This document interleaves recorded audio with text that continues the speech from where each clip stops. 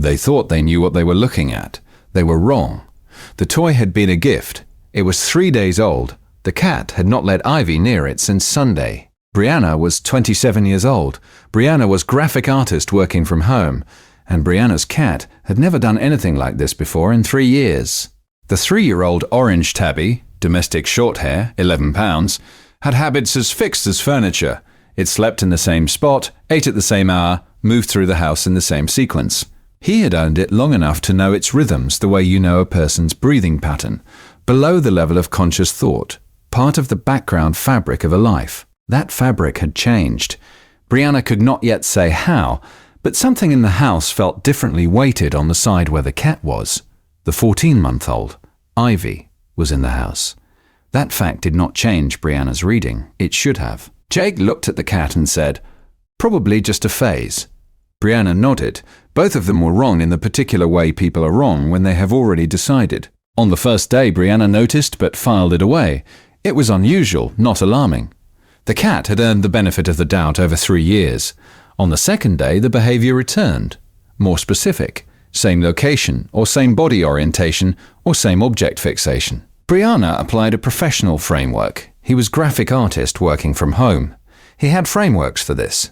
On the third day, Brianna tried to redirect. The cat could not be redirected. On the 5th day, Brianna physically separated it from whatever it was fixating on. It returned within 4 minutes. On the 6th day, when Brianna kept it in a different room, it began making a sound it had never made before. Not distress, not play, but something older and more deliberate. That was the sound Brianna could not classify. And because he could not classify it, he made a note. That note, written at the bottom of a grocery list and then transferred to her phone, had a timestamp that would later matter. The behavior escalated. Each new day added one layer of intensity. The cat was not asking, it was telling. It had reached the limit of what its body could communicate, and it was using everything it had. Brianna was absolutely certain about one thing. There was a rational explanation. He was graphic artist working from home. He had spent years building frameworks for precisely these moments. And the framework said, animals have anxiety responses, animals have resource-guarding behaviors. Animals have attention-seeking cycles. The framework was reliable. The framework had been right before. The framework was wrong. What the framework could not account for was the thing that had no visible symptom, no apparent trigger, no surface-level evidence that anything was wrong. What the cat was registering, through the 60 million scent receptors in its nose, through the vibration sensitivity in its paws, through the biochemical literacy that had been built into that species over 40,000 years of living alongside human beings, was happening below the threshold of everything Brianna had been trained to detect. The moment of crossing came quietly. A small change, a number slightly off, a color that seemed wrong, a sound or a stillness or an absence that Brianna's professional knowledge recognized 1 second too late, and Brianna's body recognized first. He was moving toward the door before the thought had fully assembled. The fire investigator and consumer product safety specialist was direct. They asked their questions without softening them. When they had the answers, they used the language of their profession, which is a language built around precision and time. They said, lithium thermal runaway in an enclosed space with a child this age.